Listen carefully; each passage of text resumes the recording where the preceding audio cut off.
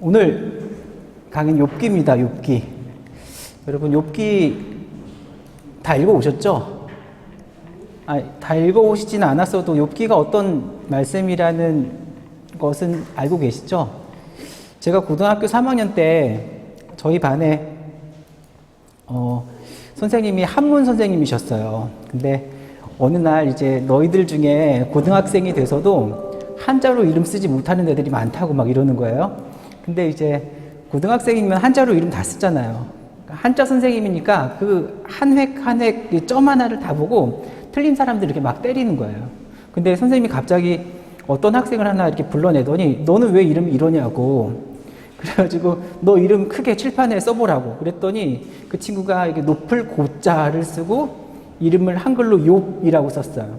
근데 그 친구 이름이 고욥이었거든요. 아버지가 목사님이신데 그 아들 이름을 욥이라고 지은 거예요.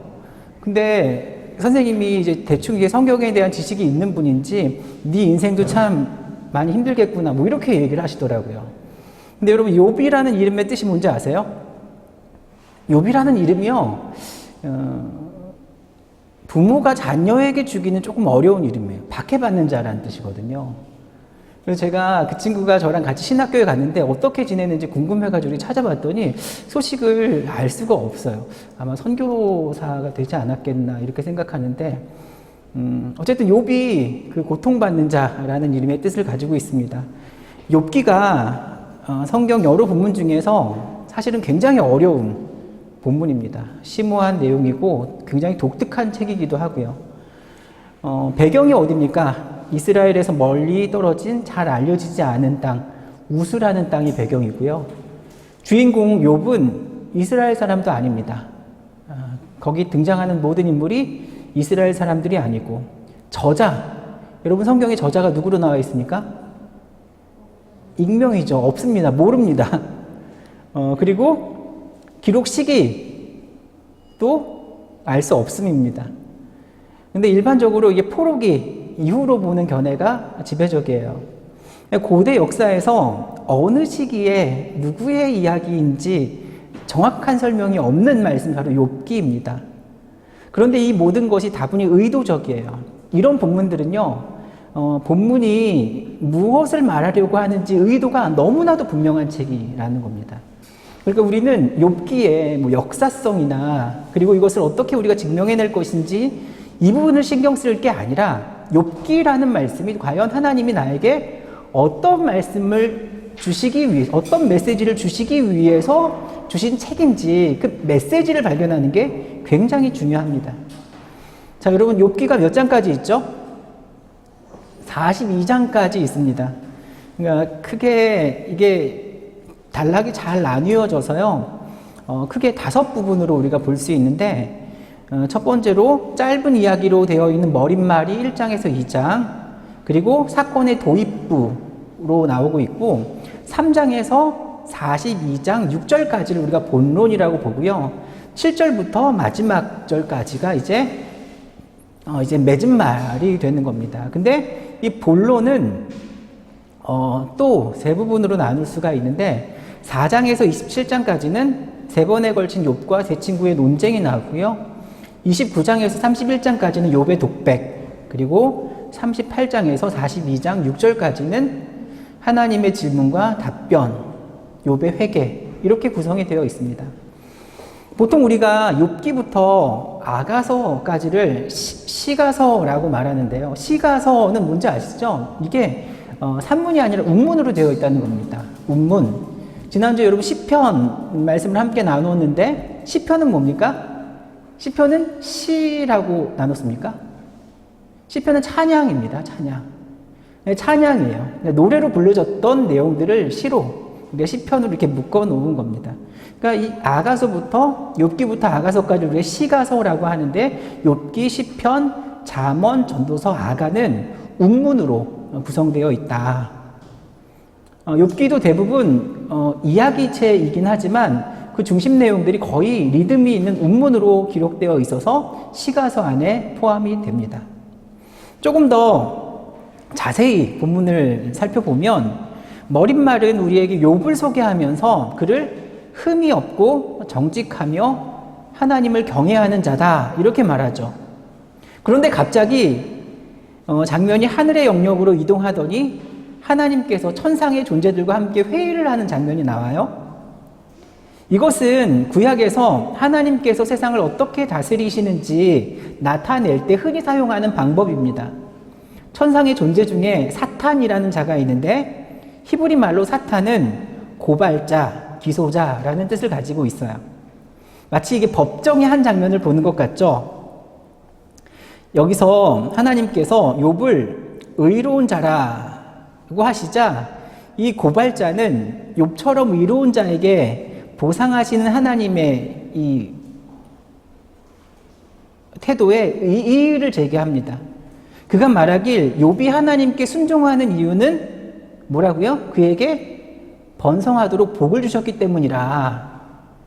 욥에게 고난을 줘서 그가 정말로 의로운 사람인지 한번 시험해 보자. 그러자 하나님께서는 사탄이 욥에게 고통을 가하는 것을 허가하십니다. 바로 이 지점에서 우리는 이런 질문을 하게 되죠. 도대체 왜 하나님이 그 고통을 허용하시는 걸까? 이 책에서 하나님께서 선한 사람들에게 고통을 허락하시는 이유에 대한 답을 줄 것이라는 추측을 우리가 자연스럽게 머릿말에서 하게 되거든요. 그런데 그 답을 욥기는 주지 않습니다. 끝까지 읽어도 그에 대한 답이 주어지지 않는다는 것을 우리가 알 수 있어요. 머릿말은 이 책이 알아내려고 하는 진짜 질문을 제기하고 있는데 그것은 바로 하나님의 공의와 하나님께서 우주를 엄격한 공의에 따라 다스리는가 하는 그런 질문입니다. 그러니까 이 질문에 대한 대답은 시작 부분에서가 아니라 이 책을 끝까지 다 읽게 되었을 때 비로소 알게 돼요. 그래서 제가 욥기를 어려운 책이라고 말씀을 드리는 겁니다. 욥이 고난을 당하는 궁극적인 이유는 끝까지 밝혀지지가 않습니다. 머릿말은 욥의 고난과 자신의 아내에게 비난을 받아서 당혹해하는 모습, 그리고 새 친구가 지혜와 조언으로 그를 찾아오는 모습으로 장면이 끝이 나는데 본론으로 한번 들어가 보겠습니다. 본론의 친구들과의 논쟁은 처음에 욥이 말을 하면 친구가 그에 대해서 응답하고 다시 욥이 그 친구에게 답을 하면 다른 친구가 욥의 대답에 반응하고 이렇게 세 차례 주고받는 형식으로 말씀이 진행됩니다. 그러니까 욥의 친구들이 한 사람씩 욥이 처한 현실에 대해서 진단을 내리는 겁니다. 이들이 내리는 진단의 틀이 뭔가 하면 이겁니다. 전형적인 인과응보예요. 그러니까 유대인들이 가지고 있었던 전형적인 지혜의 틀이 인과응보거든요. 그러니까 이 인과응보의 틀을 가지고 욥의 현실에 대해서 진단을 하고 욥이 여기에 대해서 반박을 하는 형태. 그러니까 3장에서부터 31장까지는 서로 관점이 다른 두 사람들이 계속 충돌하는 겁니다. 그러니까 전통적인 인과응보의 지혜사상으로는 설명할 수 없는 또 다른 상황과 현실을 대변하는 사람이 바로 욥인 거예요. 인과응보가 뭔지는 아시죠? 욥이 뭔가 잘못했으니까 하나님께 벌을 받는다는 거예요. 그런데 욥이라는 사람은 의로운 자라잖아요. 그러니까 잘못한 것이 없는데 지금 고난을 당하는 겁니다. 이 유대인들이 가지고 있었던 전통적인 인과응보 사상으로는 욥의 삶이 해석이 되질 않는 거예요. 그런데 여러분, 제가 아까 앞서서 이 욥기가 쓰여진 시기를 바벨론 포로기 이후라 이렇게 사람들이 많이 말한다고 했잖아요. 거의 이게 지배적입니다. 그런데 왜 그렇게 우리가 해석을 할 수 있는가 하면 욥이라는 사람이요, 바로 바벨론 포로 2, 3세대들과 그 후에 끊임없는 식민지 치하에서 살아갈 수밖에 없었던 이스라엘 백성들을 대표하는 거예요. 다시 말하면 바벨론에게 남유다가 패망하면서 많은 엘리트들이 포로로 잡혀가잖아요. 이 사람들이 포로로 잡혀가면서 왜 우리가 바벨론의 포로로 잡혀올 수밖에 없었는가? 고대 근동의 전쟁 사상을 보면요, 고대 전쟁은 이런 생각을 가지고 전쟁을 치릅니다. 뭐냐면 국가와 국가 간의 전쟁은 국가 간의 신의 전쟁인 거예요. 예를 들어서 유다와 바벨론이 전쟁을 한다? 그럼 유다의 신은 누굽니까? 야훼. 바벨론은요? 마르둑. 그러니까 이 유다와 바벨론의 전쟁은 하나님과 마르둑의 전쟁이 되는 거예요. 그러니까 그 전쟁에서 유다가 패배했잖아요. 그러니까 그 신들 간의 전쟁에서 야훼가 마르둑에게 진 것으로 받아들여지게 되니까 이게 이스라엘 백성들에게는 엄청난 충격으로 다가오는 겁니다. 왜냐하면 이스라엘 백성들은 어떤 백성들입니까? 하나님께서 그들을 이렇게 구원해 주실 때에 내가 너희의 구원자가 된다. 그리고 이스라엘 백성들은 그 출발점부터가 그 하나님만이 참신이라고 고백하는 사람들의 모임이 이스라엘 아닙니까? 하나님만이 참신이다라고 고백해왔고, 야훼가 만왕의 왕이라고 고백해왔고, 만군의 주라고 고백해왔고, 모든 신들 위에 으뜸이라고 고백해왔는데 전쟁에서 졌단 말이에요. 그러면 바벨론 사람들이 섬겨왔던 마르둑에 비해서 야훼 하나님은 조금 힘이 약한 하위 신이거나 아예 존재하지 않는 신일 가능성이 많다고 스스로 느끼는 겁니다. 바벨론에 처음 패망하고 많은 사람들이 포로로 잡혀왔을 때 이스라엘 백성들의 신앙이 막 흔들리는 거예요. 정말 우리가 믿었던 야훼가 참신이 맞나? 여태껏 우리가 고백해왔던 야훼에 대한 신앙은 잘못된 고백이었나? 그러다가 포로로 잡혀왔던 1세대들이 자신들의 신앙을 어떻게 정립합니까? 이것은 마르둑에 의해서 야훼가 진 전쟁이 아니라 여기서 바벨론이라는 것은 하나님께서 들어 사용하신 심판의 도구였던 거예요. 그러니까 하나님께서 우리가 그 말씀대로 바로 살지 못하니까 바벨론이라고 하는 심판의 도구를 들어서 우리를 치신 전쟁이다. 이렇게 이해하는 겁니다. 그러면 하나님은 어떤 분이 되는 겁니까? 이방인인 바벨론 민족조차도 도구로 사용하신 하나님. 세상에 존재하는 모든 것이 하나님의 수중에 있다. 비로소 그들이 그렇게 고백을 하게 되는 거예요. 그러면서 고민하는 거죠. 왜 우리가 그런 하나님께 심판을 받을 수밖에 없었는가? 결국 우리가 하나님과 체결했던 시내산 언약을 먼저 우리가 파기했기 때문이다. 하나님이 우리를 버리신 것이 아니라 우리가 먼저 하나님을 버린 것이다 라고 하는 회개 운동이 포로기 이후에 이스라엘 백성들에게 일어나기 시작하는 거예요. 그러면서 자연스럽게 예루살렘 성전이 무너지고 다윗 왕조가 몰락하고 이렇게 많은 사람들이 바벨론의 포로로 잡혀오게 된 것은 우리가 죄를 지었기 때문에 하나님이 우리를 심판하신 것이다. 그러니까 바벨론 포로 1세대들은 자신들에게 닥쳐왔던 고난을 죄의 결과로 수용하는 거예요. 이해되시죠? 그런데 문제는 뭔가 하면 1세대들은 그렇게 이해했는데 그 다음 세대들, 2, 3세대들은 보세요. 그들은 태어날 때부터 그들이 무슨 죄를 범한 게 아니잖아요. 그들의 신앙의 선배들이 지은 거지. 그런데 이 사람들은요, 태어나는 순간부터 바벨론이라고 하는 이방의 압제 가운데 살게 되는 거예요. 마음껏 하나님을 찬양하고 하나님의 뜻을 이 땅 가운데 이루어드리고자 하는 마음이 있어도 바벨론이 통치하는 세상 가운데서는 이들이 하나님의 백성됨을 누릴 수가 없는 겁니다.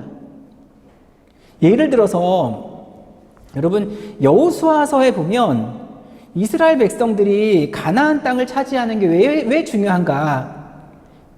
그것은 하나님과 이스라엘 백성들이 언약을 체결했죠. 그리고 그 언약 체결의 가장 중요한 증표가 되는 게 뭐냐면 땅입니다. 땅. 여러분, 땅이라고 하는 것은 구체적인 현실입니다. 기독교 신앙은요, 관념적인 사상이 아니에요. 현실입니다. 내가 관념 속에서 누구를 사랑하고 관념 속에서 누군가와 코이노니아를 누리고 관념 속에서 하나님을 경외하고 이런 게 아니라 구체적인 물질성, 삶의 정황 속에서 사람과 사람과의 교제와 만남, 구체적으로 터치가 이루어지는 행위가 바로 굉장히 우리가 중요하게 여겨야 하는 신앙이에요.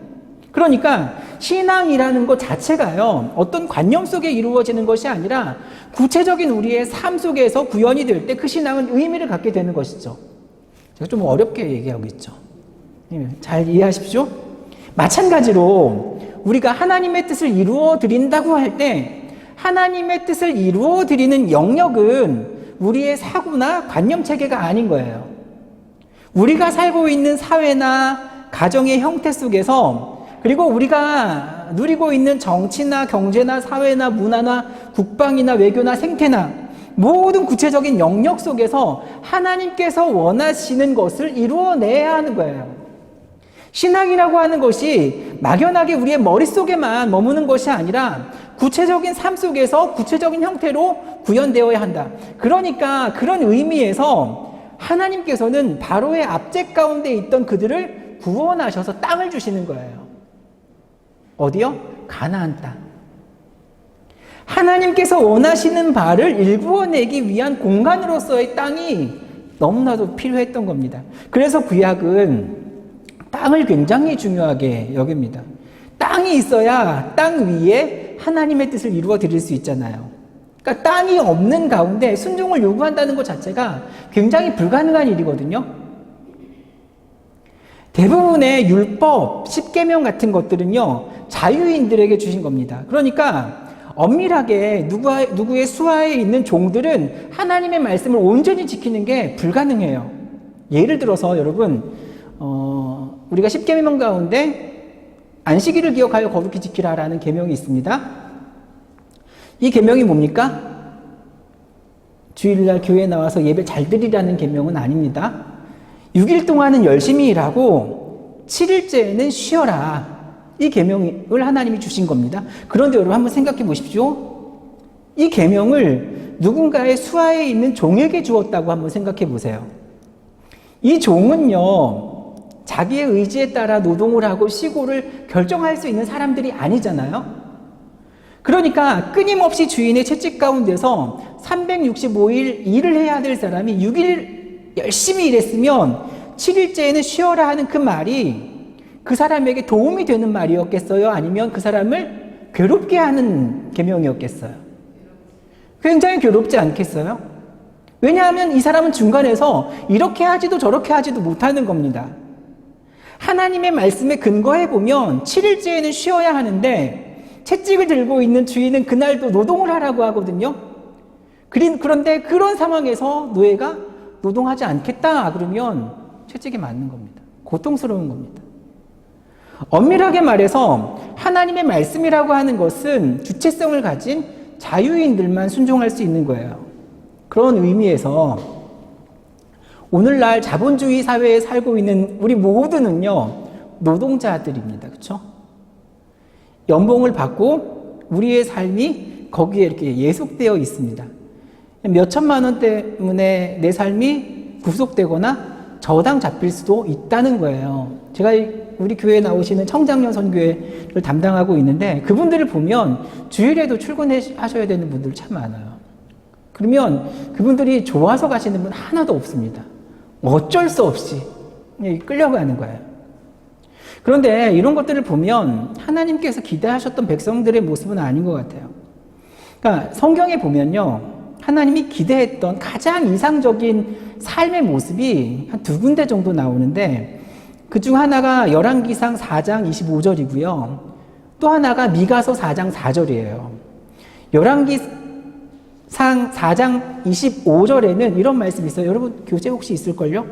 솔로몬이 사는 동안에 유다와 이스라엘이 단에서부터 부엘세바에 이르기까지 각기 포도나무 아래와 무화과 나무 아래에서 평안히 살았더라.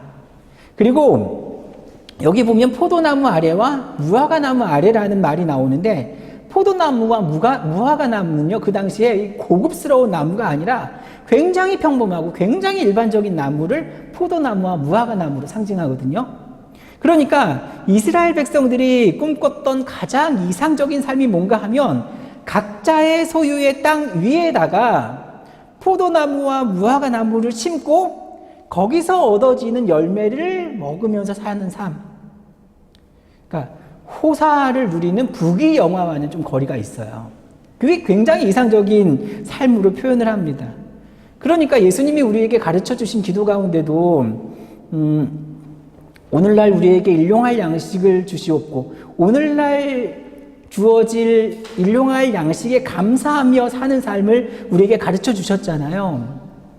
이게 바로 성경이 말하고 있는 가장 이상적인 삶의 모습입니다. 여기서 중요한 게 뭐냐면 누군가가 누군가의 구속을 받거나 속박되지 않는 거예요. 각자의 땅에서 자기가 노력한 노동의 열매를 감사히 누리는 굉장히 호화로운 삶은 아니지만 자기 주체성과 자기 인격과 자기 양심을 보존하는 가운데 최소한의 것으로 만족하고 살 수 있는, 그걸 이스라엘 백성들이 꿈꿨다는 거예요. 또 미가서 4장 4절에도 그런 말씀이 있는데, 이 말씀을 잘 이해하기 위해선 미가서 4장 1절을 보실 필요가 있어요. 여러분 꼭 집에 가서 찾아보십시오. 1절 앞에 표제가 어떻게 되어 있냐 하면 여호와께서 이루실 평화, 이렇게 표제가 달려 있습니다. 이게 무슨 말인가 하면 지금 미가서의 현실과는 상반되는, 지금의 현실은 그렇지 않지만 하나님께서 이루어 가실 모습이, 세상의 모습이 미가서 4장에 기록되어 있는데, 그 1절 앞부분에 끝날에 이르러는, 지금과는 거리가 멀지만 끝날에 이르러는, 이스라엘이 꿈꾸는 끝날에 이르러는, 이런 말이거든요. 그게 4절에 나오는 내용이에요. 각 사람이 자기 포도나무 아래와 자기 무화과 나무 아래에 앉을 것이라. 그들을 두렵게 할 자가 없으리니. 이겁니다. 이런 삶에서 빈부의 양극화는 존재하지 않죠. 이렇게 될 때에만이 하나님이 주신 명령에 순종할 수 있고 불순종할 수도 있는 양면의 가능성이 개인에게 주어지는 겁니다. 그러니까 만약 내가 자유인이 아니고 누군가의 소산을 이렇게 세경을 받는 사람이라면 하나님의 명령의 대부분은 내 의지와는 무관하게 순종하기 너무 어려운 거예요. 제일 중요한 것이 뭔가 하면 출애굽 사건의 핵심이 뭐겠어요?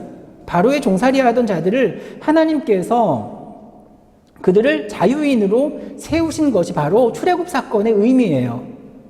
오늘 이 시대에 수많은 가치와 이데올로기 가운데 살아가고 종살이하며 살아가고 있는 무수한 사람들을 자유인으로 불러내신 사건이 출애굽 사건, 우리를 구원하신 예수 그리스도의 사건이거든요. 말 그대로 진리가 우리를 자유하게 하는 것인데, 여전히 우리가 교회도 다니고 구원받은 하나님의 백성이라는 자의식도 있지만 어떤 세속의 가치와 문화에 이끌려 다니는 삶을 살아가고 있다면 우리는 하나님 앞에 온전한 자유인이 되지 못한 거예요. 출애굽이 참 어렵죠. 굉장히 어렵습니다. 때론 현실이 답답합니다. 뭔가 새로운 삶을 살고 싶은 욕망이 있습니다. 그런데 한편으로 두렵기도 합니다. 왜냐하면 익숙한 것을 벗어내는 게 쉽지가 않거든요. 근데 그것을 끊어내고 벗어내면 진짜 행복한 삶을 살 수 있음에도 불구하고 그걸 쉽게 우리가 결단하지 못하는 거예요. 벗어나고 싶다는 마음이 있음에도 불구하고 그동안 우리를 지배해왔던 애굽을 떠나질 못합니다. 거기서 먹었던 고기가 그립고요. 마늘이 그리운 겁니다. 그래서 구약에서 가장 중요한 출애굽 사건이라고 하는 것은 바로와 같은 인간적인 권력자일 수도 있고, 아니면 시대의 가치나 정신일 수도 있고, 아니면 어떤 문화일 수도 있고, 거기에 종살이하고 있던 자들을 하나님께서 구원해내신 사건이 바로 출애굽 사건이다. 욥기를 나누는데 제가 출애굽 이야기를 하는 게 출애굽의 의미가 그만큼 중요하기 때문입니다. 자유인이 된 이스라엘 백성에게 주신 하나님의 말씀이 십계명이고 율법이다. 그런데 이스라엘 백성들이 하나님이 주신 그 자유민의 삶을 살지 못하고 이방 백성들과 똑같은 삶을 살게 되는 겁니다. 그 결과 어떻게 됩니까? 하나님이 이방 백성들 같이 살 수 있도록 이방 백성들이 살고 있는 삶의 한가운데로 던져 넣으시는 거예요. 그렇게 너희도 이방인처럼 살아가 봐라. 그게 뭐예요? 바벨론 포로 생활이에요. 하나님께서 주셨던 자유의 땅, 가나안. 여러분, 하나님께서 이스라엘 백성들을 애굽 땅에서 구원해내신 이유가 뭡니까? 그 백성들이 고난당하는 게 불쌍해서가 아닙니다. 안타까워서가 아닙니다. 그 바로의 통치가 이루어지는 세상 가운데 그들을 건져내어서 하나님의 통치와 하나님의 다스림이 온전히 임하는 땅, 그 나라를 이루어내라고 하나님이 그들을 구원해내신 거예요. 그런데 그래서 그들에게 가나안 땅을 허락하셨는데 이스라엘 백성들이 가나안 땅에 들어가서 어떻게 삽니까? 하나님의 기대대로 잘 살아갑니까? 아니요. 여전히 옛날의 가나안의 문화를 동경하는 거예요. 가나안 땅 위에서 애국적인 삶을 지향하고 아수르를 부러워하고 바벨론을 부러워하는 겁니다. 그들이 섬겨왔던 풍요, 부귀영화, 자신들의 이기심과 탐욕을 정당화시켜줄 수 있는 그런 신들과 이데올로기를 하나님보다 더 사랑했다는 거예요. 그게 바로 뭐예요? 우상숭배예요. 그래서 하나님은 너희가 정말 그런 삶을 원한다면 그 신들이 지배하는 세상 가운데로 너희를 보내겠다. 너희가 그렇게 추종하고 모방하기를 원했던 이방인들과 더불어 살아가게 하겠다라고 하면서 그들을 이방 땅으로 넘겨주신 겁니다. 그 와중에 포로 1세대들은 스스로 자각을 하고요. 하나님께서 우리에게 허락하셨던 가나안 땅이라고 하는 것이 얼마나 귀한 것인지, 우리가 자유인으로 살아갔던 것이 얼마나 소중했던 것인지, 그러면서 결국 하나님이 우리를 저버리신 것이 아니라 우리가 하나님을 먼저 저버렸구나. 그걸 깨달으면서 하나님께서 주셨던 율법의 말씀을 막 수집하기 시작합니다. 여러분, 이스라엘 백성들이 하나님의 말씀을 가까이 대했던 그 시작점이요, 바벨론 포로기 이후부터입니다. 그때부터 그들이 하나님의 말씀을 소중히 여기기 시작해요. 그 바벨론 포로기 때 전통적인 유대교 신앙이 형성되기 시작하는 거예요. 자, 여기서 죄의 결과로 받아들였다는 것은 그동안 이스라엘 백성들이 가지고 있었던 전통적인 신앙, 앞서 말했던 인과응보 사상의 근거에서 자신들의 고난을 그들은 이해했던 겁니다. 그런데 문제는 2, 3세대, 두 번째 세대, 세 번째 세대이고 더 나아가서는 바벨론에서 나중에 포로에서 이제 귀환했지만 여전히 바사와 헬라의 압제 가운데 살고 있었던 수많은 후세대들, 이 사람들은 태어나는 순간부터 하나님의 백성을 살아갈 수 있는 삶이 아닙니다. 이방의 압제 가운데 놓여 있는 거잖아요. 근데 여러분 생각해 보세요. 이들은 혈통적으로는 유대인이 맞습니다. 그런데 한 번도 유대 땅에 살아본 적이 없어요. 혈통적으로는 유대인인데 바벨론에서 태어났죠. 바벨론 사람들이 비방, 조롱, 조소를 받으면서 그들이 자라옵니다. 이게 시편 137편에 잘 나오잖아요. 거기 보면 바벨론 사람들이 너희 하나님께 드리는 그 찬양 우리 앞에서도 한번 해봐라, 뭐 이렇게 조롱하거든요. 그러니까 바벨론 포로 두 번째 세대, 세 번째 세대 가운데서는 왜 우리가 이런 수치를 당해야 하는지 그 이유를 알지 못하는 겁니다.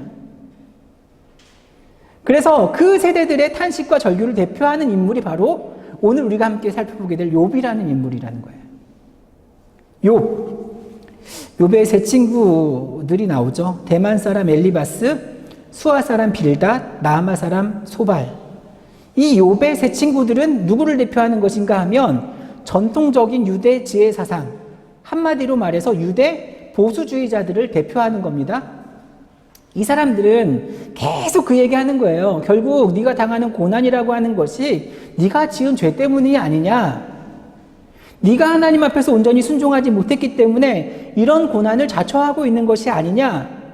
결국 뿌리는 대로 거두는 거다. 이 말을 계속합니다.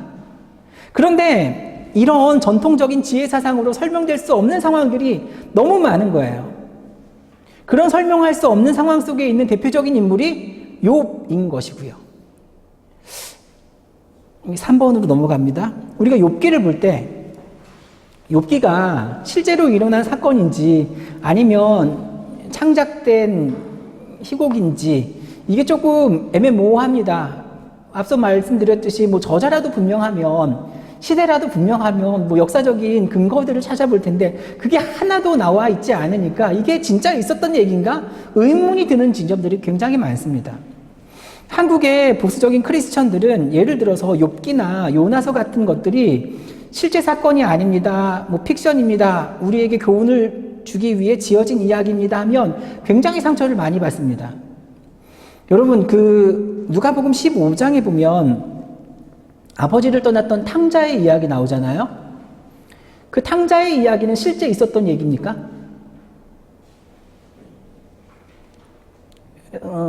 헷갈리십니까? 아니라고 하면 믿음 없다고 그럴까 봐 걱정되십니까? 탕자의 이야기는 비유입니다. 예수님의 비유이죠. 예수님이 만든 이야기. 그러니까 다시 말해서 실제 있었던 이야기를 예수님이 하셔야만이 그 말씀에 의미가 있을까요? 잘 이해되셨죠? 질문이? 아니면 예수님이 청중들에게 무엇인가를 깨우쳐 주기 위해서 그 말씀을 이야기로 만드셨다 하면 그 말씀을 우리가 받아들이는 게 조금 어려운가요? 제가 점점 더 헷갈리게 하고 있죠. 예를 들면 하나님이 우리에게 계시로 주신 말씀이 성경입니다. 그렇죠? 계시라는 게 뭡니까? 계시. 그동안에 감추어 있었던 하나님의 뜻을 우리가 계시라고 해요. 그것을 밝히 드러내는 것이 계시예요. 하나님께서 우리에게 알려주기를 원하시는 당신의 뜻이 계시입니다. 계시 어려운 거 아닙니다. 그런데 중요한 게 뭔가 하면 계시라고 하는 것이 우리 인간들에게 전해질 때 굉장히 다양한 방식과 형태로 전달된다는 거예요. 하나님은 선지자를 통해서도 우리에게 말씀하실 수 있습니다. 그렇죠? 근데 중요한 게 계시라고 하는 것을 우리는 딱 여기 성경에 나와 있는 하나님의 말씀이어야만 해 하고 하는 강박이 우리 안에 있어요. 예를 들어 십계명, 출애굽기에 보면 십계명이 여러분 하나님께서 주신 계명 가운데 최고의 계명이 맞습니다. 근데 왜 최고의 계명인 줄 아십니까? 출애굽기에 보면 십계명은요, 이스라엘 백성들이 전부 하나님의 음성으로 들었다는 얘기가 나와요. 이스라엘 백성들이 들은 거예요. 그러니까 이스라엘 백성들이 두려워진 거죠. 직접 들으니까 너무 두려우니까 그래서 모세를 대표로 보내잖아요. 당신이 대표로 가서 듣고 와. 그러니까 십계명이 가장 최고의 이스라엘의 헌법이 될 수밖에 없었던 이유는 이스라엘 백성 전체가 들은 계명이기 때문에 이건 누구도 부정할 수 없는 하나님의 뜻이 맞습니다. 자, 예언자를 통해서 주신 말씀은 그러면 하나님께서 직접 주신 말씀보다는 약간 권위가 떨어질 수밖에 없겠죠. 이거 제가 여러분들 떠보려고 질문하는 게 아니라 제 생각 말씀드리는 겁니다. 직접 들은 말씀은 아니고 일단 누구를 통해서 들은 거니까요. 하나님은 AAA라고 말씀하시는데 선지자는 조금 자기 생각을 더해서 ABA라고 말할 수가 있잖아요. 그러니까 예언자를 통해서 주시는 계시는 간접적이기는 하지만 이것도 분명히 권위가 있습니다. 자, 그 다음에 열왕기상 3장에 보면 솔로몬은 꿈을 통해 계시를 받죠. 여러분 이거 착각하시면 안 됩니다. 솔로몬이 하나님께 그 꿈을 통해 계시를 받은 건 실제로 하나님이 그에게 나타나서 그에게 지혜를 주겠다 이거 아닙니다. 솔로몬이 꿈을 통해서 본 거예요. 그러면 우리는 너무 믿음이 좋아서 그동안에 이거 전혀 의심 안 했잖아요. 그렇죠? 솔로몬이 꿈에서 하나님이 나에게 지혜를 줬다. 그러면 그거 다 믿었잖아요. 근데 한번 우리가 조금만 의심해 보자고요. 아주 조금만. 이 꿈이라는 꿈을 통한 계시라고 하는 건 사실은 해몽하기 나름이에요. 기억이 잘못될 수 있잖아요. 내가 어제 이런 꿈을 꿨다라고 했을 때 하나님이 이렇게 말씀하셨다라고 어젯밤에 꿈에서 말씀하셨다라고 하는 내용 자체가 그거를 검증할 수 있는 사람이 누가 있어요? 꿈꾼 사람밖에 없잖아요. 그쵸? 그 사람 말을 믿을 수밖에 없잖아요. 제가 저희 집사람 여기 와 있는데 꿈에서 당신 하나님 나랑 결혼하래 이렇게 제가 얘기했거든요. 그럼 여기에는 제 그 흑심이 그대로 다 드러난 거잖아요. 그 꿈을 누가 검증할 수 있겠어요? 그러니까 그 내용 자체가 그 꿈 꾼 사람의 뭔가 유익을 끼치는 말로 해석이 된다면 여기에는 그 이야기를 스스로 조작했을 가능성이 충분히 존재하는 겁니다. 열왕기상 3장에 보면 하나님이 솔로몬에게 내가 너에게 무엇을 줄고 할 때 지혜를 달라고 한 것은 분명히 꿈이거든요. 꿈이라고 하는 것은 솔로몬이 지어낸 이야기일 수 있다는 거예요. 근데 이게 그렇게 생각할 수밖에 없는 게 여러분 솔로몬은 절대 좋은 왕이 아닙니다. 솔로몬은 정말 악한 왕이에요. 진짜 하나님 앞에 심판을 받을 때 가장 큰 심판을 받을 왕이 솔로몬입니다. 그래서 저는 그 솔로몬 무슨 어학원, 뭐 솔로몬 수학 영재학원 뭐 이런 거 할 때 그 솔로몬 짠 다 빼야 됩니다. 솔로몬은 절대 좋은 왕이 아니에요. 악한 왕 중에 최고 악한 왕입니다. 이거 뭐 제가 나중에 또 말씀드릴 기회가 있을 것 같으니까요. 그러니까 이 꿈이라고 하는 것을 솔로몬은 얼마든지 조작할 수 있는 사람이에요. 꿈은 자기 복무적인 꿈이 있거든요. 뭐냐 하면 자기에게 도움이 될 만한 방식. 어젯밤에 하나님이 내 꿈에 나타나셨는데 당신이 내 말을 따라야 된대. 뭐 이런 거 있잖아요. 제가 뭐 설교를 한 목사잖아요. 어느 날 강단에 올라가서 하나님이 제 꿈에 나타나셨습니다. 성도님들 다음 주까지 헌금을 뭐 1,000,000원씩 하십시오. 그래서 그 돈을 가지고 하나님이 저기 있는 농협 옆에 있는 건물을 사라고 하셨습니다. 뭐 이런 거 여러분 굉장히 자기 복무적이잖아요. 그러니까 꿈은 목사님들이 다 그런 게 잘못이라는 게 아니고요. 그럴 위험성을 가지고 있다는 거예요. 꿈을 통한 계시는요. 그러니까 제가 무슨 이야기를 하려고 하냐면 하나님의 계시의 레벨이 다 다르다는 거예요. 직접 들은 음성, 예언자들을 통해서 간접 음성, 꿈을 통한 하나님의 뜻의 전달, 또 심지어는 뭐 소설책 보면서 은혜 받는 분도 있거든요. 드라마 보다가 막 눈물 흘리면서 하나님을 떠올리시는 분도 있어요. 그렇죠? 드라마 보다가 은혜 받으셨다는 분들 저 되게 많이 봤습니다. 근데 그거는 좀 반성하셔야 돼요. 왜냐하면 성경을 너무 안 읽으니까 하나님이 꼭 하시고 싶은 말씀이 있는데 그 사람이 자주 보는 드라마를 통해서 그거 자랑할 거 아닙니다. 그러니까 소설적인 장르를 통해서 거기 등장하고 있는 한 인물이 경험하게 되는 사건을 통해서 하나님께서 당신이 원하시는 바가 무엇인지 또 당신이 어떤 분이신지 여러분 그 탕자의 이야기를 통해서 우리는 감동을 받잖아요. 그렇게 아버지께 배은망덕했던 그 아들을 끝까지 기다리시는 사랑 많은 아버지, 그 아버지의 마음. 그 탕자의 이야기가 실제 있는 이야기이든 그렇지 않든 그 이야기를 통해서 탕자가 바로 우리의 모습이고 우리를 기다리는 아버지의 모습이 바로 하나님의 모습이고 이걸 우리가 깨닫게 되잖아요.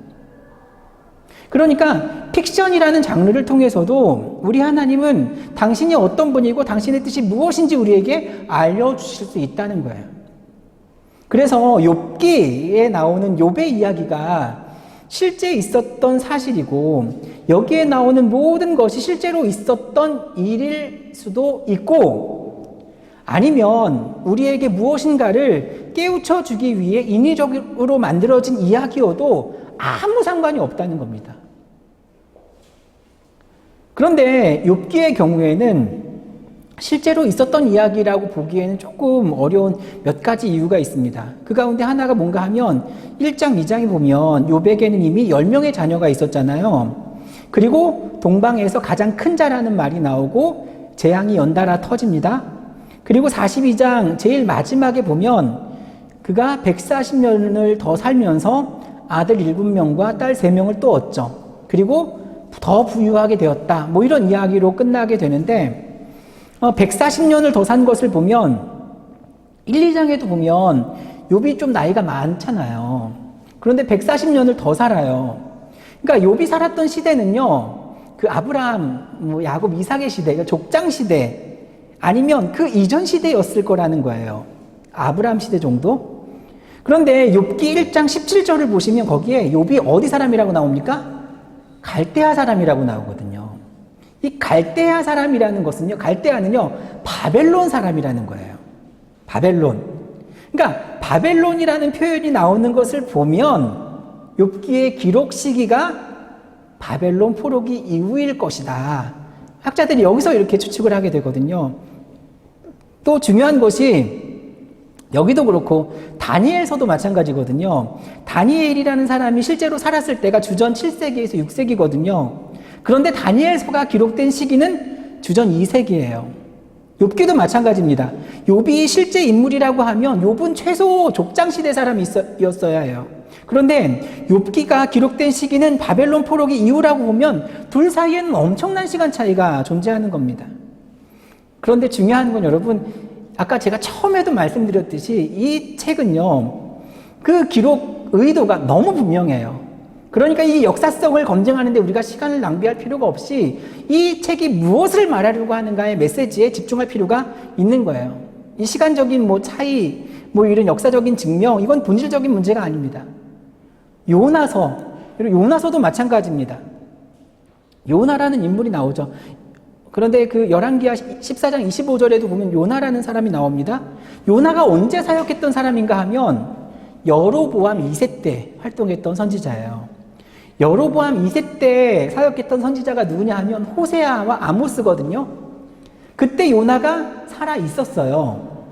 그런데 요나는 어떤 사람인가 하면 여로보암 2세 때는 여러분 이스라엘에서 가장 그 국가의 힘이 강력했을 때가 언제인가 하면 다윗 때를 우린 떠올리잖아요. 그런 다윗 때도 물론 이스라엘이 강대국이었지만 사실 여로보암 2세 때 굉장히 이스라엘이 강력한 힘을 갖습니다. 성경에 보면 그 선한 왕과 악한 왕으로 나뉘게 될 때 그 기준은 그 국가를 강력하게 만들었던 통치를 잘했던 그 기준이 아니라 신앙의 기준이에요. 하나님이 보실 때 좋았던 왕들, 대표적인 사람이 히스기야, 요시야, 이런 사람들이잖아요. 그때는 나라의 힘이 강하지 못했어요. 오히려 아합 때, 여로보암 2세 때 이 나라가 굉장히 팽창을 합니다. 근데 어쨌든 여로보암 2세 때 이스라엘 영토가 엄청나게 확장될 것을 예언한 사람이 바로 요나예요. 그런데 실제로 여로보암 2세 때 솔로몬 시대 때만큼 영토가 확장이 됩니다. 그러니까 대부분의 예언자들과 달리 요나는요, 이스라엘 민족들에게 듣기 좋은 말을 많이 합니다. 대부분의 예언자들은 그렇지 않거든요. 심판을 예언하면서 이스라엘 너희들 회개해야 된다 이렇게 촉구하거든요. 그런데 요나는 아니다, 하나님이 우리 민족을 회복시켜 주실 것이다. 옛날의 영광을 우리가 회복하게 될 것이다. 그리고 실제로 그 언약이 성취가 되거든요. 그러니까 요나는요, 몇 안 되는 이스라엘 민족들에게 환영받았던 선지자예요. 칭찬받는, 박수받는 예언자였던 겁니다. 이런 요나와 같은 시대에 있었던 아모스와 호세아는 반대로 이스라엘의 심판을 세게 선포하거든요. 그러니까 이스라엘 백성들이 얼마나 요나는 좋아하고 호세아와 아모스를 얼마나 싫어했겠어요. 딱 눈에 보이죠. 백성들 모두에게 듣기 좋은 예언을 했고 실제로 그 예언이 성취가 되니까 굉장히 존경받았던 사람이 바로 요나입니다. 그런데 그 요나는 실존 인물이 맞아요. 이렇게 증명이 되잖아요. 주전 8세기 여로보암 2세 때, 여로보암 2세는 주전 750년경에 이스라엘을 다스렸던 왕이고요. 니느웨가 아수르의 수도가 되는 것은 주전 7세기. 이게 시간을 계산해 보면 다 맞아요. 근데 거기에 이제 나오는 큰 물고기 이야기 같은 거는 이게 과연 실제로 있었던 일일까? 근데 사실 요나서를 볼 때 우리가 이런 역사성을 의심할 게 아니라 요나서가 말하려고 하는 게 뭘까? 이스라엘이 가지고 있는 배타적인 선민사상 있잖아요. 그 아수르 민족 구원받을 수 없다. 여전히 완악하고 회개하지 않는 이스라엘의 문제. 도리어 예언자의 말을 듣고 이방 사람들, 특별히 니느웨 사람들이 얼마나 신속하게 전 국민적으로 심지어 가축까지 회개를 하게 되거든요. 그런데 요나가 어떤 태도를 가져요? 이방인들의 회개를 기뻐합니까? 기뻐하지 않거든요. 왜 요나서의 주인공을 요나로밖에 할 수 없었는가? 요나는 이스라엘 예언자 중에 가장 민족주의적인 예언자거든요. 한마디로 이스라엘 백성들만을 위한 예언자, 배타적 선민사상을 대표하는 예언자, 이방인을 배제시키는 예언자, 그런 요나라고 하는 한 인물을 통해서 이스라엘 백성들이 가지고 있었던 배타적인 선민사상이 얼마나 잘못되었는지를 하나님께서 지적해주기 위해서 요나서의 말씀을 기록하게 하신 거예요. 그래서 자꾸 제가 밖으로 나가죠. 욥기 1장, 2장은 서론, 3장에서 31장은 욥과 세 친구의 논쟁인데 이 세 친구는 전통적인 인과응보 사상을 대변하는 사람들이고 욥은 전통적인 인과응보로 설명되지 않는 상황 속에 처해져 있는 사람들을 대표하는 것이다.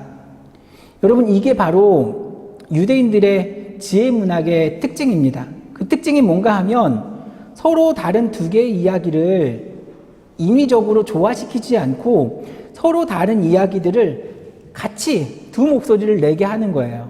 그러니까 A가 말하고 있고 A가 말하고 A 다시가 말하고 B가 말하고 B 다시가 말하고 서로 다른 두 이야기를 바라보면서 무엇이 옳은가를 독자들이 스스로 판단하게 하는 겁니다. 그래서 우리가 흔히 이 세 사람을 욥의 세 친구라고 말하는데 사실은 욥의 친구는 아닌 것 같아요. 왜냐하면 15장 10절을 보십시오. 그 대만 사람 엘리바스가 한 말입니다. 거기 보면 이런 말씀이 있어요. 우리 중에는 머리가 흰 사람도 있고 연로한 사람도 있고 내 아버지보다 나이가 많은 사람도 있느니라. 여러분, 보통 이 세 사람을 우리가 욥의 세 친구 이렇게 말하는데 사실 친구라기보다는 이 사람들이 친구면 비슷한 동네에 살아야 되잖아요. 나이도 비슷해야 되잖아요. 근데 왔던 지역들이 너무 달라요. 대만 사람도 있고 수아 사람도 있고 남아 사람도 있고 어찌 보면 욥을 찾아온 공식 조문당 같은 성격이에요. 그러니까 욥이 아까 앞에 동방에서 큰 자라 했잖아요. 그러니까 공식 사신 같은 겁니다. 거기 보니까 나이가 욥의 아버지보다도 많은 사람이 있대요. 그렇죠? 욥을 찾아온 사람은 전통적인 인과응보 사상을 가지고 욥의 현실에 대해서 말하고 있죠. 여기서 중요한 게 이겁니다. 우리가 욥의 세 친구만 인과응보 사상을 가지고 있다라고 생각하지만 그 욥기의 이야기를 우리가 가만히 읽어보면요. 욥도 똑같이 생각하고 있어요. 한번 보세요. 욥의 친구들은 다 이렇게 말하고 있습니다. 욥, 너는 지금 고난을 받고 있다. 이 고난은 하나님으로부터 너에게 주어진 심판이다. 왜 이 고난과 심판이 너에게 임했는 줄 아는가? 그것은 네가 하나님께 죄를 범했기 때문이다. 네가 지금 깨닫지 못하고 있는데 잘 생각해봐라. 네가 분명히 알지 못하지만 분명히 하나님께 이 심판을 받을 만한 죄를 분명히 범했을 거다. 이 죄가 끝이 나고 네가 다시 회복하기 위해서는 빨리 하나님께 회개해야 된다. 빨리 회개해라. 전형적인 인과응보 사상이죠. 그 인과응보를 가지고 과거를 해석하는 겁니다. 우리가 지금 처해 있는 현실을 가지고 과거를 역추적해가는 거, 이게 바로 인과응보예요. 우리 이런 생각할 때 되게 많지 않아요? 아, 저 장로님은 뭐 이렇게 사업을 해서 돈을 많이 버셨는데, 그래서 믿음 좋아서 장로님 되셨는데 저분 뭐라고? 그냥 높은 자리에, 부유한 자리에 올라가 있는 것만 보고도 딱 우리 어떤 생각합니까? 저분 믿음 좋잖아. 기도 많이 하시잖아. 자녀들이 잘 되면 그것 봐. 기도하더니 자녀 잘 됐잖아. 그러니까 지금 얘 있는 위치를 보고 저 사람들의 이 믿음을 파고 들어가면서 평가를 하는 거예요.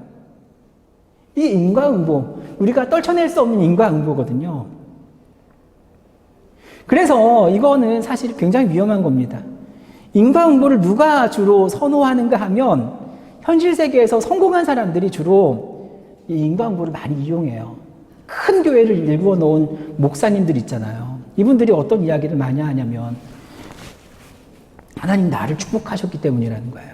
나를 더 많이 사랑하셨기 때문. 내가 그만큼 애썼기 때문이라는 거예요. 그런데 그 생각의 이면을 보면 그 작은 교회 목사님들은 뭐예요? 악하고 게으르고 하나님의 사랑을 받지 못하는 사람들이 되는 거거든요. 그런 거 아니에요. 저는 이거 너무 억울해요. 예수 잘 믿으면 부자 되면 저는 이 세상에서 제일 불쌍한 사람이 우리 어머니라고 생각하거든요. 우리 어머니 아직도 가난하시거든요. 근데 예수 잘 믿으면 부자 되면 우리 어머니 부자 돼야 되거든요. 우리 어머니 나중에 천국 가면 하나님 앞에 엄청 따질 거예요. 저 그거 아니라고 보거든요. 이 인과응보는요, 이 성공한 사람들이 자신의 성공을 신앙적인 이데올로기로 포장하는 수단으로 많이 사용하고 있어요. 여러분 절대 여기 속지 마세요. 그러니까 사고의 출발 자체가 고난의 현실, 심판의 현실로부터 출발하는 것이죠. 왜 이런 고난이 나에게 오게 되었을까? 반드시 이런 고난이 내게 찾아온 것은 내가 뭔가 잘못된 죄의 씨앗을 뿌렸기 때문인데 그 죄는 뭡니까? 하나님 앞에 죄는요, 다른 게 아니라 불순종이에요. 내가 하나님 앞에 불순종한 것이 있기 때문에 내가 이런 고난 가운데 있는데 이것을 끝내기 위해선 회개가 필요하다. 이 주장을 세 친구가 합니다. 욥은 이렇게 말하죠. 나는 지금 고난을 받고 있습니다. 나는 지금 심판을 받는 것 같은 고통을 당하고 있습니다. 이런 고난과 고통과 심판을 받기 위해서는 내가 죄를 범했어야 되는데 이게 친구들의 생각과 틀리지가 않는 거예요. 나 억울하다는 거거든요. 난 죄를 범하지 않았는데. 여기까지는 친구들하고 똑같습니다. 왜냐하면 욥이 자기 고난에 대해서 아우성치는 이유가 뭔가 하면 이런 똑같은 인과응보적인 신앙을 갖고 있었기 때문이에요. 내가 고난과 고통과 심판을 받기 위해서는 하나님 앞에 죄나 불순종을 범했어야 하는데 나는 그런 적이 없다고 말하는 겁니다. 나는 그러지 않았다. 그런데 지금 그렇게 죄나 불순종을 행하는 자들이 받게 되는 심판을 경험하고 있다. 고난을 받고 있다. 그러니까 욥이 하나님께 따지는 게 뭡니까? 하나님, 너무하시는 거 아닙니까? 나는 당신의 통치가 이해가 되질 않습니다. 원래 죄를 범하거나 불순종하는 사람들이 이런 벌을 당하게 되는 것인데 나는 하나님께 범죄한 적이 없는데 심판을 받는 것 같으니까 이거 하나님의 통치에 문제가 있는 거 아닙니까? 욥이 이걸 가지고 하나님께 따지는 겁니다. 욥도 친구들의 생각과 다르지 않아요. 그런데 무엇이 욥으로 하여금 다른 생각을 가지게 하였는가 하면 위치의 전환이에요. 이게 정말 중요합니다.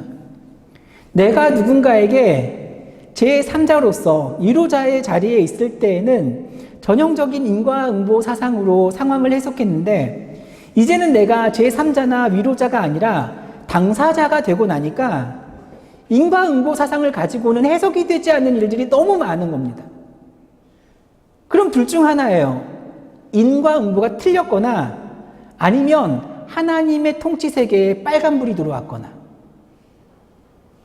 그래서 우리에게 이 위치의 전환이라는 것이 굉장히 중요한 다른 입장에서 생각해 보는 거. 신앙인들도 사실은 고난 중에 있는 사람들에 대해서 주변에 그런 사람들을 만나게 될 때, 우리 구역장님들 많이 계시는데, 그런 분들을 만나게 될 때, 이 연민과 동정의 마음이 드는 동시에 자꾸 우리가 해석하려고 할 때가 많거든요. 여러분, 욥을 위로하기 위해 찾아온 세 친구들, 그들의 관계가 가장 아름다웠을 때가 언제였는가 하면 그 세 친구들이 욥을 찾아와서 입을 떼기 전까지는 굉장히 아름다웠습니다. 근데 입을 떼기 시작하면서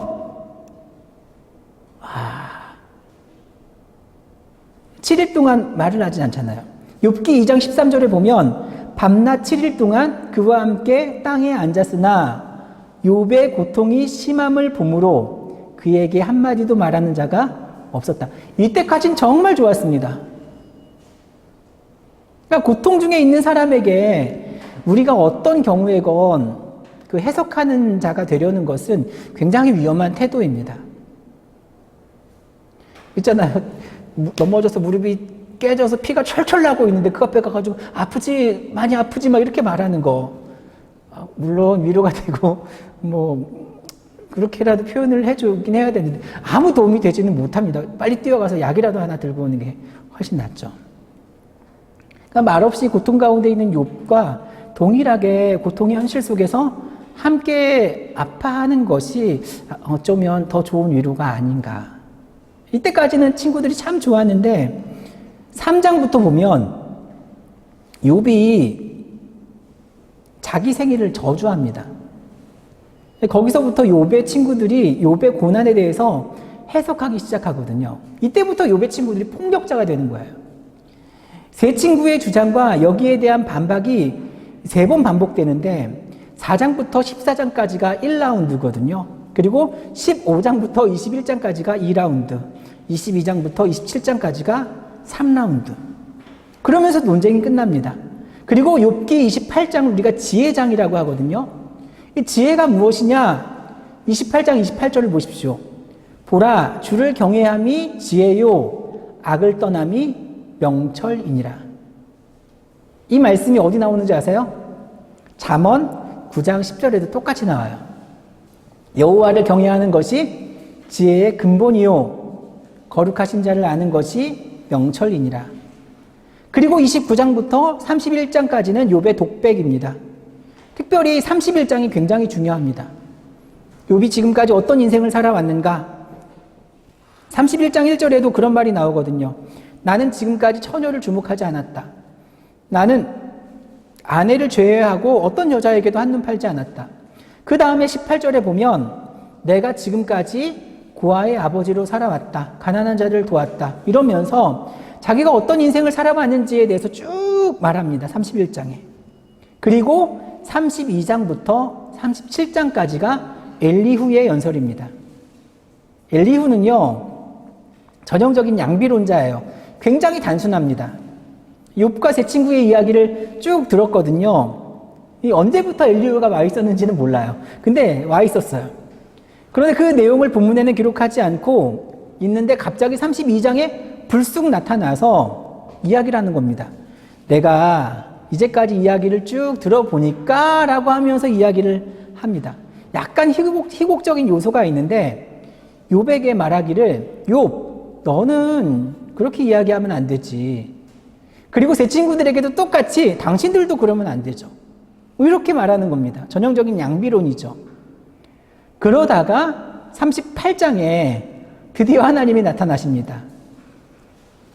하나님이 나타나시고 42장 6절까지 욥 네가 이런 고난과 고통을 받는지 이해할 수 없다고 했지?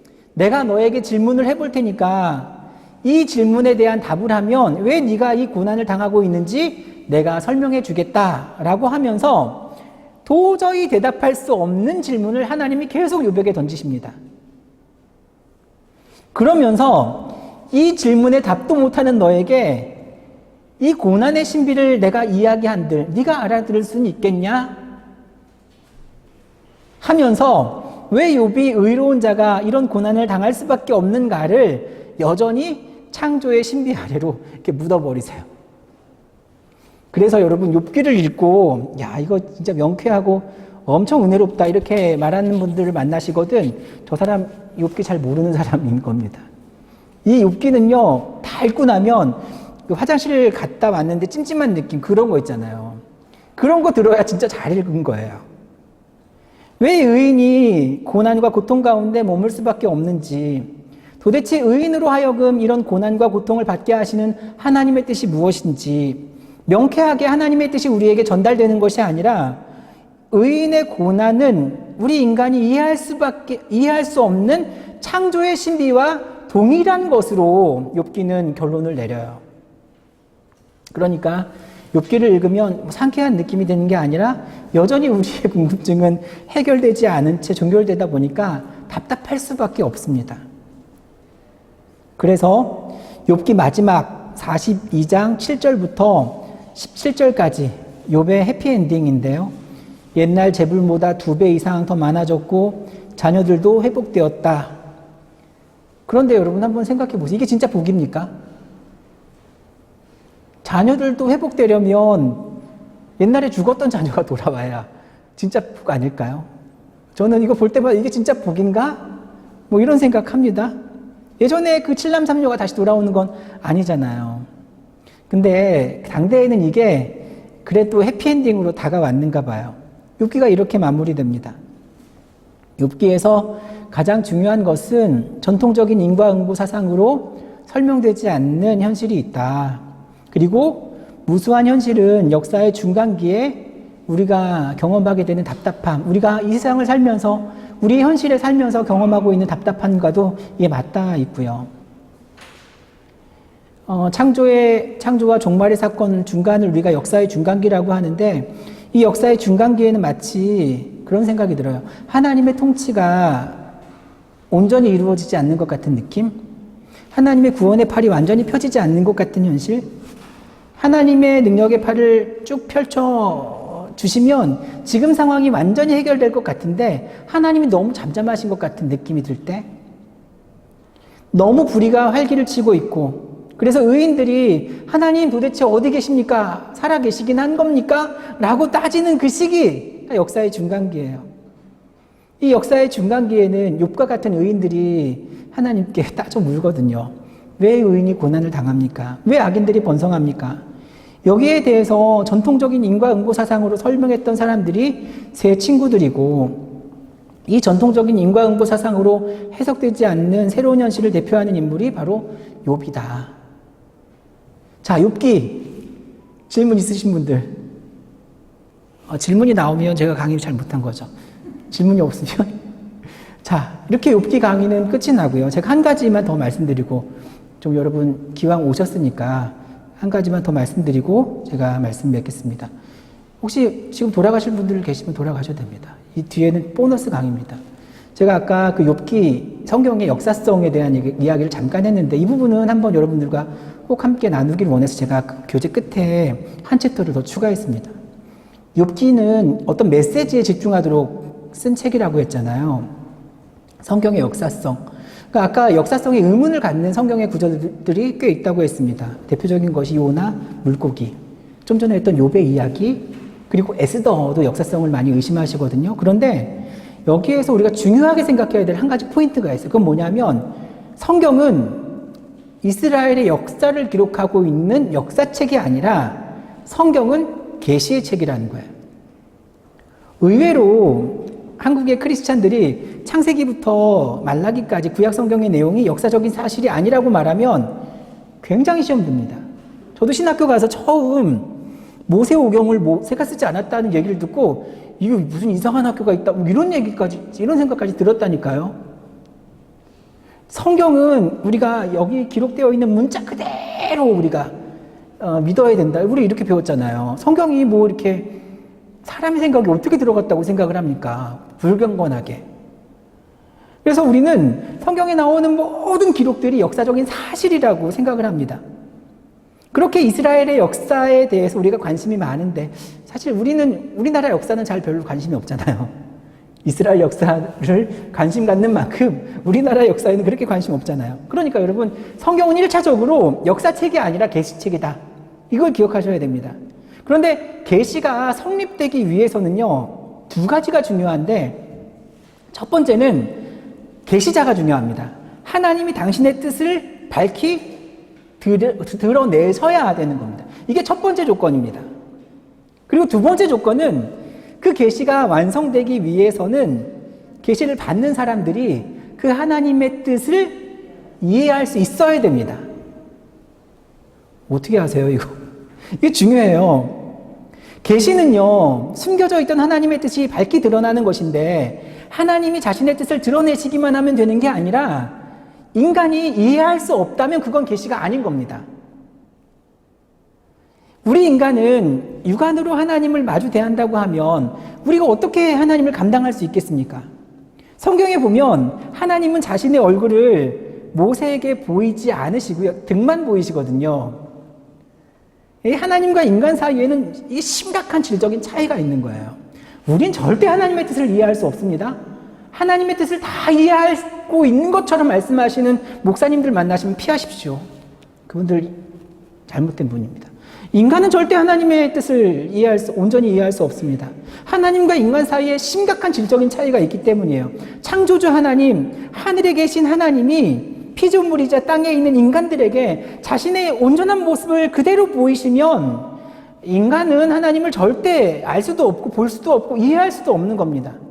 그러니까 그 계시가 성립되기 위해서는 하나님이 자신의 뜻을 온전히 보이시고 이게 우선되어야 하고, 그 계시를 받아들이는 인간이 이해할 수 있는 단어와 개념과 사건을 가지고 인간이 그 뜻을 이해할 수 있게 되어야 한다는 거예요. 그러니까 하나님의 모든 계시는 인간의 눈높이로 낮추신 계시인 겁니다. 그 하나님의 계시의 절정이 뭡니까? 성육신.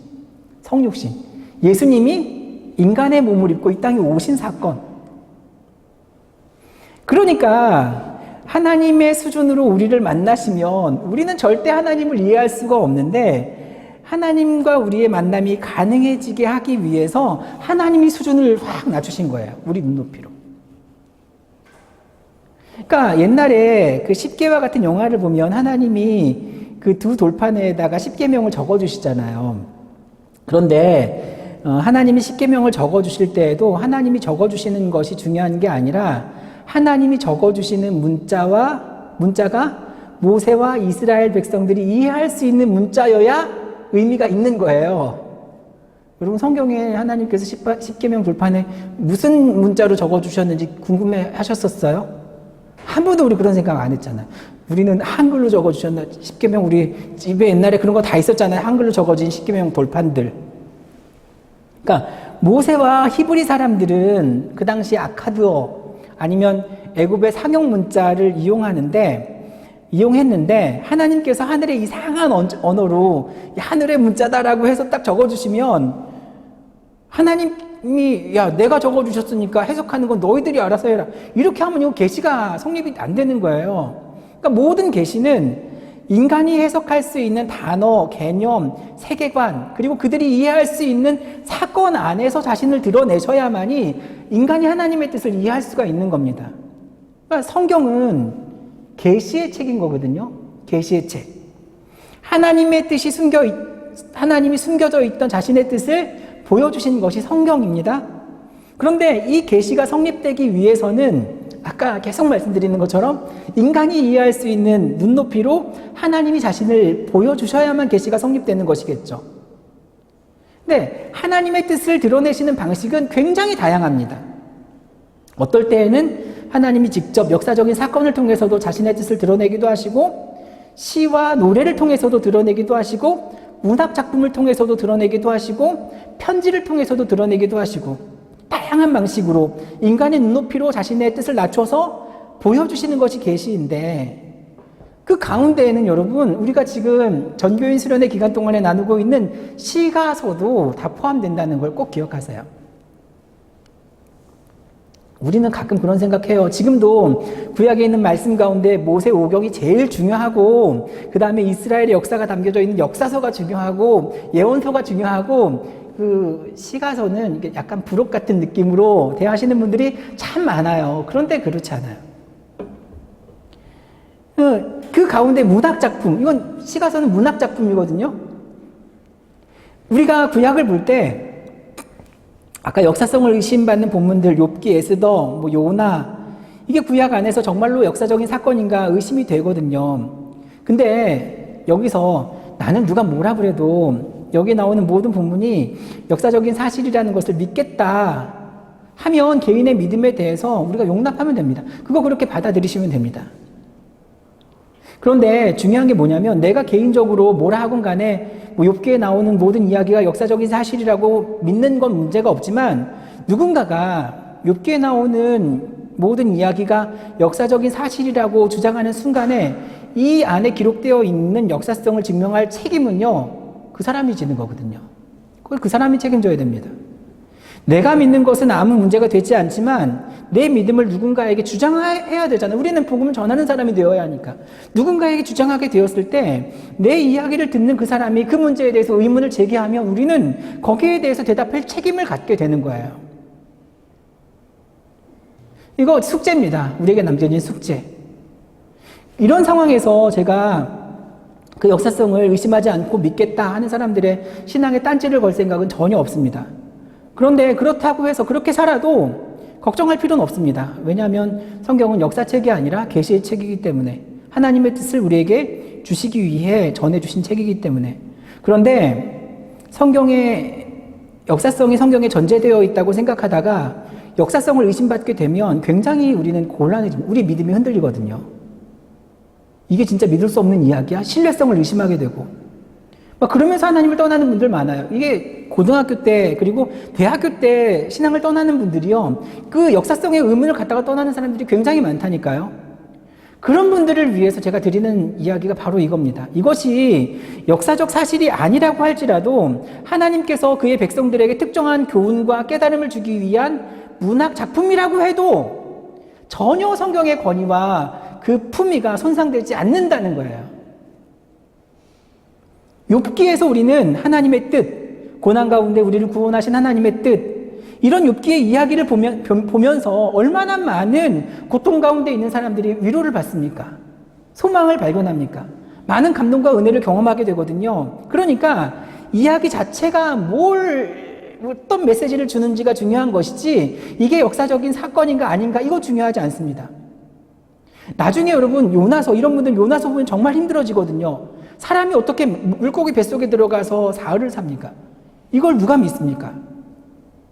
너무 많은 한국의 크리스찬들이 성경의 역사성에 대한 부담을 그냥 짊어지려고 하는 거예요. 너희들은 믿음이 없어서 모른다고 이렇게 치부해버리거든요. 그런데 이걸 구분하셔야 됩니다. 성경 안에는 분명히 일어난 역사적인 사건이 있습니다. 출애굽기 같은 건 정말 부인할 수 없는 증거들이 있거든요. 하지만 역사적으로 지지받지 못하는 이야기들도 분명히 있습니다. 그런데 역사적으로 지지받지 못하는 이야기라고 할지라도 그것이 신뢰할 수 없는 말씀인가? 그건 아닙니다. 성경의 기록 목적 자체가 그게 아니기 때문입니다. 성경을 읽는 목적이 하나님의 뜻을 깨닫는 것이기 때문에 그 뜻을 알 수 있는 말씀이라면 모든 말씀이 의미가 있는